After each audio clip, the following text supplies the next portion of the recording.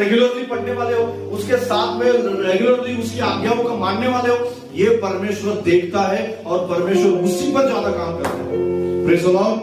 पण आपल्याला काय हवंय?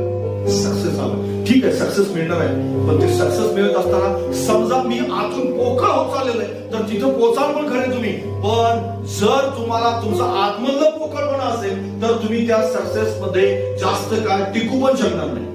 तुम्ही त्या नोकरीमध्ये पण टिकू शकत नाही, तुम्ही त्या पैशामध्ये पण टिकू शकत नाही, तुम्ही त्या जे अचीव केलेलं आहे तुम्ही तिथं पण तुम्ही टिकू शकत नाही. कारण तुम्हाला बनवण्यामध्ये जास्त परमेश्वर इंटरेस्टेड आहे. जर तुम्ही बनले चांगल्या प्रकारे आणि मग ते यशस्वी तुम्ही सक्सेस झाले तर निश्चित अर्थाने तुम्ही त्या ठिकाणी कायमचे टिकून राहा. हालेलुया. Praise the Lord.